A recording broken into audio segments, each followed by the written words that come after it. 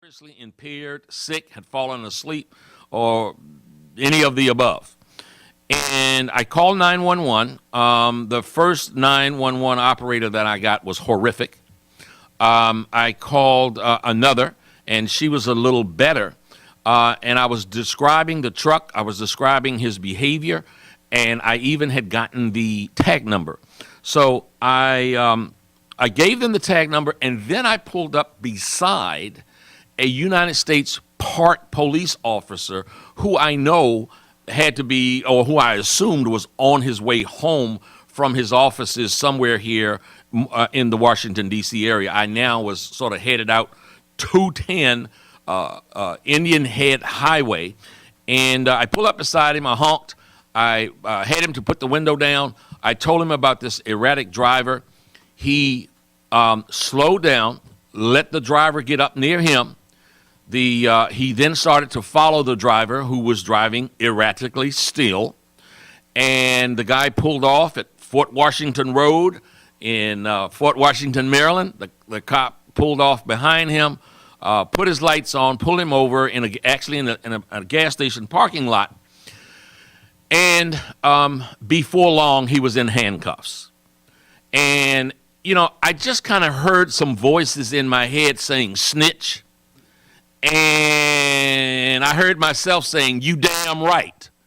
Here's a guy that is putting people's lives in danger. And so you damn right I called. I gave his tag number, and I'm glad he was picked up and taken off of the street. I said this subject is near and dear to my heart, this subject matter. I want to share a personal story. I want to share a personal tragedy. And I'm going to call it right now Dinah's story. I have a niece named Dinah. And on November the 14th, 2011, she was traveling on one of the main arteries here in the Washington, D.C. area, Branch Avenue, Route 5. And she saw, on November the 14th, 2011, someone driving in a very erratic fashion. So much so that she called 911. And she was explaining over the course of several miles on the highway how dangerous this person was that was in front of her, how erratically he was driving, and that she thought that he was putting, people's lives in danger. They proceeded south until ultimately they got to 301. And for those of you in the local area, you know what I'm talking about. And then Dinah told the 911 operator, please get someone here as fast as you can, please. And then on the audio of the 911 call, one can hear Dinah exclaim, oh my God, oh my God, oh my God. And the driver had driven off of the highway and smashed into a pedestrian who was far away from the highway in what was the walking area. Now, she stopped, and another couple of cars stopped, just in horror, having seen a body go flying through the air. They went down to see if there was anything in any kind of way that they could help the person that was hit by this maniac, drunk driving, drug-induced fool. And when they turned the body over, it was Dinah's brother. It was her brother. I'm talking blood brother. It was Dinah's brother's Kent, my nephew. Now I sit here 16 months later, and I want to tell you that this killer has not even gone to court yet. This killer, who has numerous other charges, other drunk driving charges, other just arrests, repeated arrest after arrest after arrest. This person that killed this drunken person that killed my nephew has yet to even go to court. And so you have the tragedy. You have the tragedy of a family grieving over a death.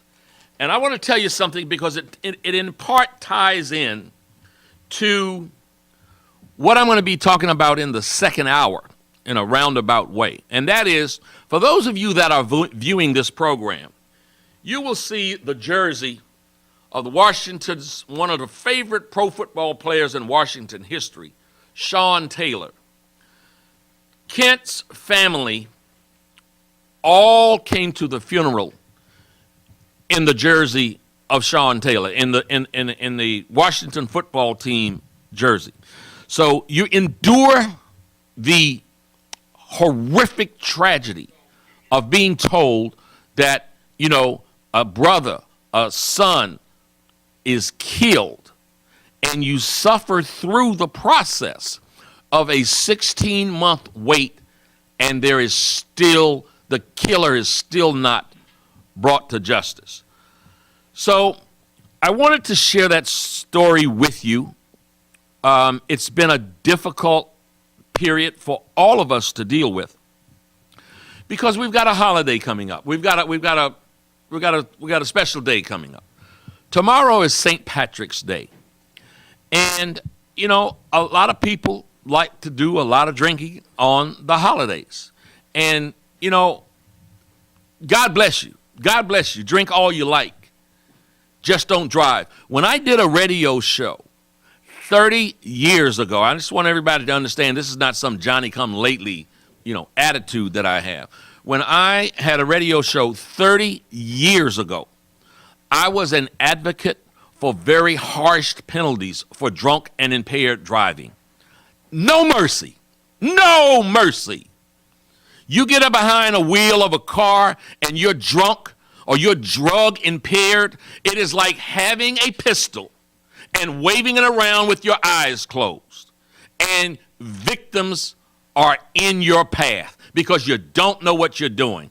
And if you want to take the liberty to drink and then drive and be in a position of being impaired where you can take body, limb, or life, no mercy. Put you in jail and throw away the key. You're no different. You're no different than someone with a pistol in your hand that's killing people. So that is my very clear position on drunk driving.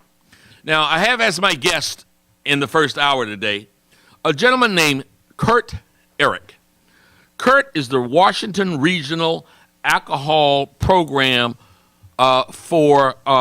he is with the organization, Washington Regional Alcohol Program, better known as Sober Ride. Sober Ride is offering from 4 p.m. tomorrow, St. Patrick's Day, March the 17th, until 4 a.m. the following morning, a free taxi ride from any bar, and I'll let him really get into this. But I want to certainly, Kurt, welcome you to the Rock Newman Show. I want to commend you for the work that you all do. And we are going to take a quick break before you actually come on. But I want you guys to stay tuned because there's some very pertinent information I want to share with you on this subject matter when we come back after these brief messages.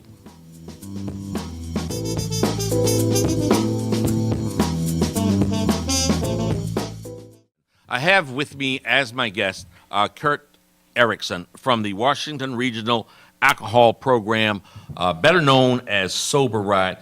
Kurt, welcome to the program. Rock, Thanks for having us on. Congratulations on the new show. Oh, man, I'm having a whole bunch of fun. I've wanted to do this for a long time, and got an opportunity here at WEAC Radio, and it's going great. It's been very well received, and thank you so much again for joining us. Let me ask you, you heard, I obviously have a lot of passion about this subject. I've had it for a very long time. You and your organization provide this, I think, invaluable service. I think it is, I say invaluable because I think it is a service that saves lives. When did it originate? And tell us the impetus for you all putting this in place. Well, first of all, I don't think I'm going to personalize the issue better than you did with Dinah's story. I mean, that's you brought it home, and you also brought home the role that anybody can do, even if they have every confidence in their own ability not to drink and drive. It doesn't extend, unfortunately, to the other driver. So the ability to report drunk drivers, which we can talk about later by calling 911 in the district, is key. And we all need to do that because the sad reality is that there are more drunk drivers than there are men and women in uniform looking for them. That's the reality. So an extra set of eyes is key. Sober Ride was started by the nonprofit Washington Regional Alcohol Program about 20 years ago, in realizing that, throughout the year we do programs in area high schools in the district, Maryland and Virginia. We do area programs and workplaces. Traffic crashes are still the #1 killer of U.S. employees. We're busy in the D.C. Council. We're busy in Annapolis. We're busy in Richmond trying to toughen penalties for drunk driving. But we realize that as good as those programs are and those efforts are, you still need to have some safety valve to those high-risk, high-alcohol consumption holidays. And you already captured St. Patrick's Day as one of them, and you're absolutely right. You still need to have some safety valve, and that's the case where we have a free cab ride service. It's going to be in operation for 12 hours starting tomorrow afternoon. When you say that you've been with the D.C. Council and out in Annapolis and in Virginia trying to impact safety laws in those jurisdictions, what kind of, what are you doing? What are you trying to accomplish? What do you want to make better? What do we need? What can we all get? What kind of effort can we get behind as the citizens whose lives are at risk for these people that go out there? And I don't want to name call, but I'm not far away from it because it's an absurdity in this society that puts us, again, all in a very dangerous predicament. Well, it's an absurdity, and you're right, and it's an insensitivity. The fact of the matter is that to this day, almost a third, it's 31% of all traffic crashes to this day happening in this country are caused by drunk drivers. It's an unacceptable number. This is a 100% preventable crime. I mean, this doesn't have environmental factors. Every single drunk driving arrest, crash, injury, fatality is 100% preventable. We should be able to lick this problem. What we try to do in D.C., Maryland, and Virginia and our advocacy efforts is to try to champion meaningful penalties. For instance, in the district just back on August 1st of last year, all the penalties, the fines and the jail time all went up. Maximum penalties all went up in the district. If you're convicted of driving at a high blood alcohol concentration level now in the district, you're looking, it used to be 5 days incarceration, now you're looking at a mandatory 10 days incarceration. God forbid you should be arrested for a DUI and have a child in the car. Right now in the district, if you're convicted of that, in addition to all the other penalties you're going to have a mandatory 5 days incarceration. So it's those type of penalties, but it's also using some technology and thinking outside the box. For instance, in Virginia, on July 1st of last year, if you're convicted in that state of drunk driving, and it doesn't matter if it's your first, 31st offense, it doesn't matter your BAC level, you're going to have to get one of those in-car breathalyzers installed in your car, an ignition interlock device that will prevent you from ever starting your car if it senses alcohol on your breath. Can you tell us a little bit about that? Because I might be the most non-technical human being on the planet. So there is a device. Yeah, it's actually hardwired to your ignition, and it's pretty sophisticated these days with fuel cell technology, by which the person that gets sentenced to it, for instance, in Virginia, all offenders get sentenced to it, and they're going to have it for a minimum of 6 months. In Maryland, if you're convicted of a DUI and it's a repeat offense, as you mentioned earlier, or if you're a high BAC offender, or if you're a youth offender, you're going to have this device in your car. And basically what it does is you go out to your car and you have to blow into a device. If it senses any alcohol in your car's not starting, period. But let's say your car does start and you are satisfactory in terms of it reading your breath. It's going to ask you to retest somewhere down the line. It's not going to surmise that it was you breathing into it. Maybe somebody else breathed into it for you. And if it senses alcohol as it asks you on what's called a rolling retest, it's going to flash the lights. It's going to alternate the horn sound to draw attention to your vehicle, because now, kind of what your story was earlier about calling a 911 about reporting a drunk driver, this would draw attention to that would-be drunk driver for law enforcement. Let me ask you this. Is that a large expense to have placed in a car, and is the owner of the obviously the owner of the car is responsible for Yeah, that's a great question. This is 100% offender paid. So you're talking about maybe $200 to $300 to install the device, and then roughly $60 to $80 a month to maintain the device. But break that down on what somebody normally would spend for alcohol. They're paying for it. It's not taxes. It's not other persons. It's not the taxpayers paying for it. It's actually the offender paid. You know what? I'm certainly not a proponent of too much government regulation or intrusion into our lives necessarily, but when you talk about a third of all of fatalities on the road are as a result of drunk driving, has there been consideration to installing this kind of an apparatus in cars just across the board? There is some thought of that. I know the groups, some of the groups like MAD and others are looking at the possibility of that in the future through various technology, including even transdermal, where it would actually read your BAC level through skin sensitivity on the steering wheel or on your armrest of your car, which would actually read it. BAC is blood. BAC is blood alcohol concentration, meaning that the proportion of alcohol in your bloodstream, and that the limit by which to be arrested for drunk driving in all 50 U.S. states plus the District of Columbia is .08. So there is thought of that maybe at some point in the future. Right now, what we're trying to champion is Virginia right now is one of 17 states that requires an ignition interlock device for all DUI offenders. Maryland requires it for super drunk drivers, people that are driving at a .15 or twice the legal limit. If you're a repeat offender, if you've had more than one DUI within 5 years, or if you're a youth offender, you're going to have this device in your car. The district's not quite there yet, and in fact, the majority of states aren't quite there yet, but it's going to be happening. Well, from these studios, we certainly want to support your efforts. Let's go to the call line. We have a call in and one in backup. John, I think, from Waldorf, Maryland. Yes, sir. How you doing? I'm good. Welcome. Yeah, I'm just calling now. Bob, this is Johnny. Was calling to put a shout out to my brother, Eugene Newman, today.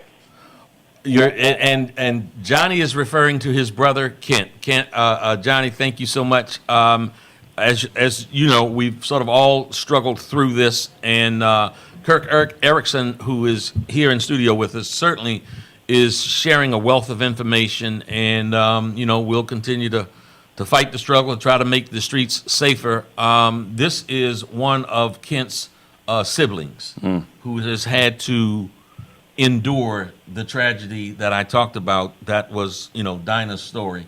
It's not just Dinah's story. It's a family's story, and much too unfortunately, where I can personalize this because this is a part of my family. Their families all over are impacted like this. Johnny, I would like to just simply ask you. You're the younger brother in the family, and Lord knows this is folks out there in radio and TV live streaming land. This is very unrehearsed. Johnny, can you explain how you felt when you heard that your brother had been killed by a drunk driver? There's no words to describe it. There's no words to describe it at all. I mean, even as I sat here and talked to you about it, I get kind of emotional, a little choked up. But it's just a great loss.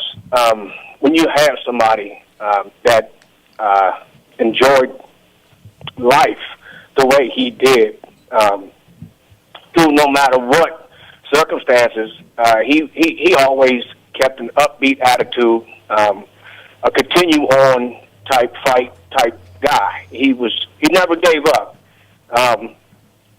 Just everybody loved him, and we still do. And you hate to think of what the family is going through. That the young man, I mean, because we forgive, but we don't forget. We lost somebody, and that family that has the young man that was doing the driving. He is a loss to his family as well. So there's a lose-lose situation here. But there's just no words to describe it. I got a pretty large family, and it was very well felt, this loss with my brother. And I think part of the grief is just the senselessness. Kurt, Yeah. the senselessness, if it's a word, the avoidability of it. The tragedy of how it's so avoidable. Johnny, thank you so very much for calling in this morning. Thank you. It does underscore the fact that a third of drunk driving victims, according to the National Highway Traffic Safety Administration, are unintended victims, are non-intoxicated drivers, non-intoxicated passengers, non-intoxicated pedestrians. And you've got that case right here, a non-intoxicated pedestrian.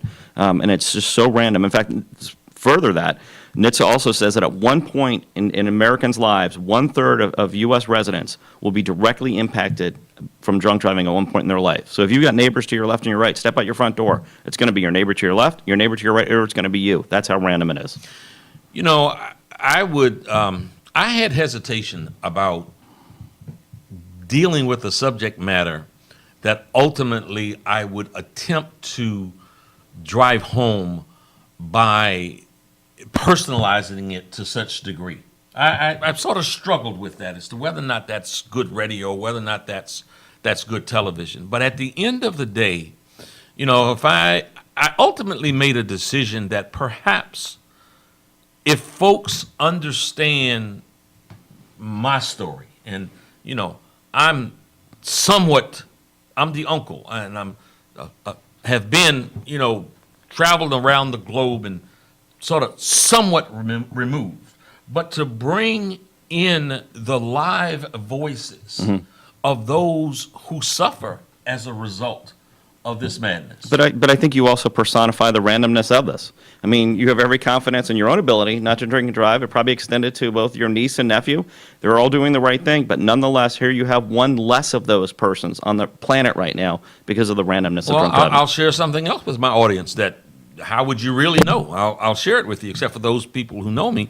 My father was an alcoholic, and I've never had a drink of alcohol in my life. Breaking news on the Rock Newman show. I've never had a drink of wine, whiskey, beer. I've never had alcohol of any type whatsoever. One time when I was trying to be grown and get with this real pretty older lady in my teenage years, I drew on a weed because she told me the only way I could get there was if I smoked a joint with her. I sucked on that thing for a second and started coughing, man. My eyes bulged up. So that's my only brush, even with drugs. We have another call on the line. I understand it is Renee. Hello, welcome to the Rock Newman Show. Hi, Uncle Rock. How are you? I am very good. I want to say thank you for bringing this to light. It's still kind of emotional for me, but I want to say thank you. What are your feelings now as you even call into the program? What are you feeling? Are you? Well, I don't want to put any words in your mouth. Tell me what you're feeling. The hurt and the loss is still fresh, even though, like you said, it's been 16 months. The guy's still walking free, and my brother's not here. It's just, the loss is just unbearable. Every day when I'm driving to work, and I see someone walking, knowing that that's what my brother loved doing, I just look back in my rearview mirror sometimes, and I'm thinking that should be him. But it's not. Thank you for calling in, Renee. Thank you. Kurt, what is your experience with the legal authorities You know, it just so happens that in the jurisdiction where this gentleman would be adjudicated, the people who are in charge are not necessarily strangers to me. I mean, you know, they've communicated, you know, but they've just told us, and you know, you've had to endure what is the just slow grinding clock of justice in a case like this. You're working with this kind of program. Are you advocating more in any way to have justice brought to bear more swiftly? Oh, absolutely. And it's the adjudication process. As you mentioned, I was just looking at the Maryland guidelines for a DUI, but in this case, it may be somebody charged by the state's attorney's office with DUI manslaughter, which would seem to be warranted, and at least what I've heard about the case. But, you know, the fines and the penalties and the court costs are all there. Maryland and D.C. and Virginia legislators, to a certain extent, have put a fair amount of penalties on the books. What they are reliant now is, and what we're relying on now, is to take this effort from the State House to the courthouse and to make sure that these are appropriately adjudicated, so people are getting the appropriate sentence. I mean, you know, for a DUI in this area, even if it's your first time offense, and it doesn't matter where you're D.C. and Maryland, on average, your fines can be, your first offense is a fine of up to $2,500, up to a year in jail, and having your license taken away for a year. Does that happen all the time? No. Is there an insensitivity because it doesn't happen all the time? There's no question. And like I said, even to this day, when you still have 31% of all traffic fatalities caused by drunk drivers, this is far too many. This is 2013, and we're still losing, you know, a third of our of persons on highway crashes, you know, as a result of alcohol-impaired traffic fatalities. The losses that you've heard from your callers today, not to magnify that, is the fact that that's the same loss that 83 Washington area residents experience every single year, as that's the number of persons that are killed in these 100% preventable crashes just in the greater Washington area on an annual basis, 83 persons. To voice your opinion, to share your story, call us here at the Rock Newman Show.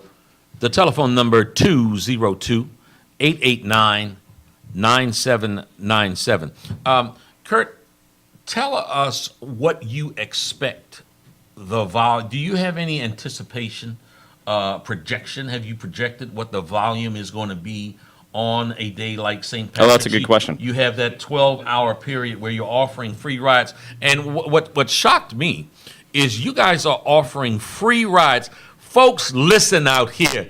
This is important. You can save a life and save yourself grief and tragedy. Listen to these words. You can call a telephone number tomorrow starting at 4 p.m. until 4 a.m. Monday morning.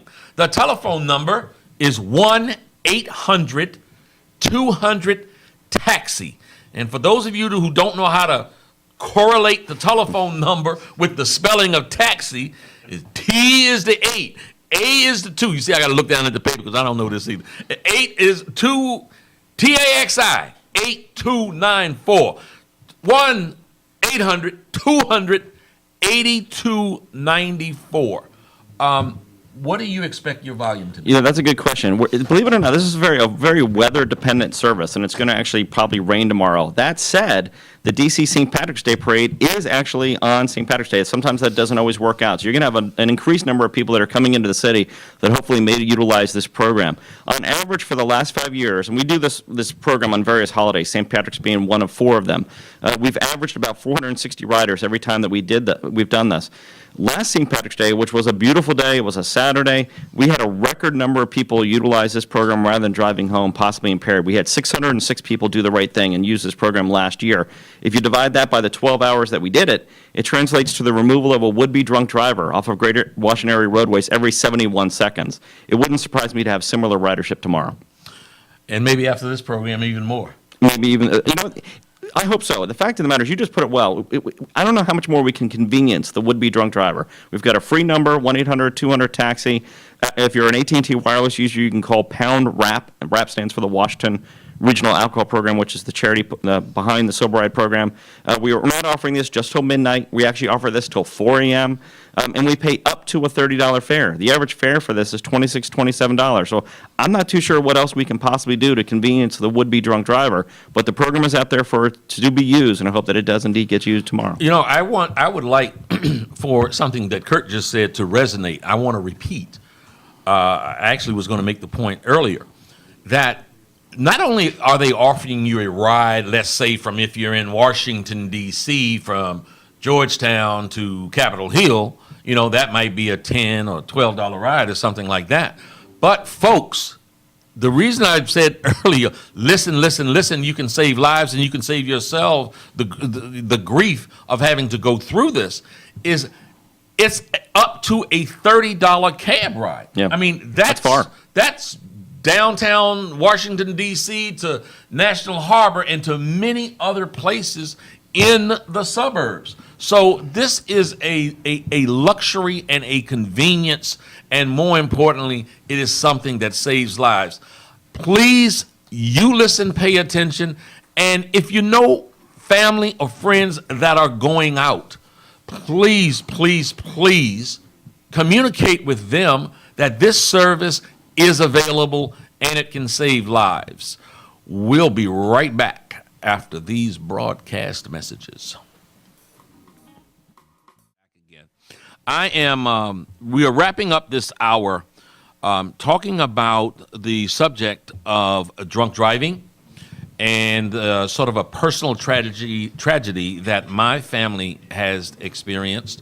My heart goes out to any of you who have had this kind of tragedy that you've had to endure. Just this week, as a father, I understand, was pushing his daughter across the road on St. Barnabas Road. They were struck by someone. I don't know all the circumstances of that, but I did just get information that the 1-year-old who was in the stroller didn't make it. And so, folks, you know, I want to just repeat this again.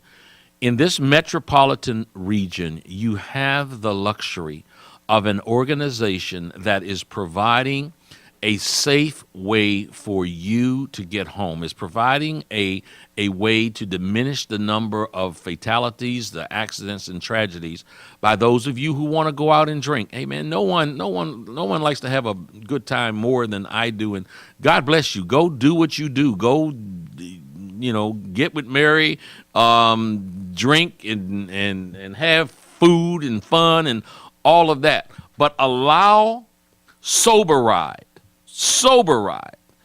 the Washington Regional Alcohol Program, is providing for you a ride home if you should happen to get a little too many, if you taste a little too much. The number to call is 1-800-200-TAXI. That's 1-800-200-8294. Kurt Erickson has been my guest for this hour. And Kurt, I had told you I only wanted 15 or 20 minutes, but really thank you so much for staying the entire hour. Can you please tell us, we broadcast throughout the metropolitan Washington area. Specifically, what areas do you cover? Yep. The Sober Ride program, which is, like I said, been around since 1993, over 57,000 Washington area residents have utilized it in its last 20 years. We offer this program in Montgomery and Prince George's County in Maryland, throughout the District of Columbia, and then in Northern Virginia in Arlington, Fairfax, Eastern Loudoun, and Prince William. That just simply means that we contract 9 different cab companies to pull off this service in those areas. So if you're in Rockville, but you're coming back to the district, we're going to dispatch Barwood Cab, the famous light blue cabs there. Conversely, if you're in the district, you're going back to Rockville, we're going to do Yellow Cab of D.C. to take you from the district to Rockville. So it's when you think about it, with 9 different cab companies representing thousands of cabs, it's one of the larger designated driver armies in the area, if not the East Coast. They're going to be pulling the service off tomorrow. Other than that, the restrictions are you have to be of legal drinking age to utilize the program. D.C., Maryland, Virginia, that's 21. We pay up to a $30 fare, but as we already said, the average fare is $26 to $27, and that you have to call that number. You can't simply wave down a sober ride. You actually have to call that central number. Again, it's 1-800-200-TAXI or pound RAP. Again, RAP stands for the Washington Regional Alcohol Program, which is the charity that actually puts this program on. And you can't be sitting at home drunk and call them to take you downtown to get more drunk. You can't do that. You know what? We get a number of those calls, and we will get them tomorrow. It'll either be that or people that will be scheduling their inebriation going, I know I will need your program at 2 a.m., which really defeats this. We really want people to think ahead, plan ahead, designated driver, use a cab, use Metro. But if you get into a pinch, here's a program, here's a safety net, or as we said earlier, a safety valve, that'll take you home, and it will take you home for free up to $30. And if your fare is $40, as an example, if you're going a really long distance, we'll still pay for the first 30. You're simply going to be on the hook for the remaining 10. Let me ask you, you said you must be, so 21 is the legal drinking Correct. age. Okay. So if a night, because my question really was if a 19-year-old is at a bar and has gotten drunk, but they're not supposed to. They Correct. Right. Okay. Yeah, so- we're not going to transport them home. Now that said, and people complain about that going, well, don't you think 19-year-olds are going to? Of course we think 19-year-olds are going to drink, and that's why we spend the other 90% of the year trying to do programs in area schools, trying to prevent drunk driving through education programs. We're just not interested in subsidizing their transportation home, and nothing that we do prevents them from getting their own cab home if that's the case. It's just that we have a policy that we're going to prevent ourselves from subsidizing their transport. Do you do any work with the bars, the bar associations, or anything like that to try to have them to have prevention? Yeah, that's a great question. And if you look at any of our materials, you'll see that we have alcohol and hospitality industry sponsors, Anheuser-Busch, Diageo, but also the Restaurant Association, Miller Coors, others. We're not an anti-alcohol group, but what we are emphatically is an anti-drunk driving group. And it's interesting because the responsible servers in the district and in the greater Washington area as a whole, responsible bartenders, responsible restaurant owners, believe it or not, it's often they who call for the sober ride service for their patrons. I mean, I think the number is easy to remember, 1-800-200-TAXI, but I suppose if you're in your cups, it may not be that easy, or as you were saying, to equate the numbers. And so, believe it or not, a restaurant owner will call and say, hey, buddy, I value your business. Here's a program you may not be familiar with. Let me make the call for you. Leave your car. Come back for the next day. And so they really serve as an emissary for this program. Kurt, I really want to thank you for spending this entire hour. It is something that again, so resonates with me on many levels, and it has been that way for many, many years. And to Kent, who left us as a result of the drunk driver, this is for you, big guy.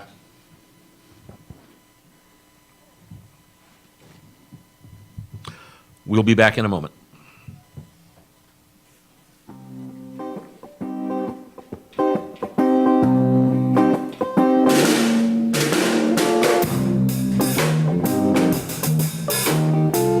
What do you care about? We'll find out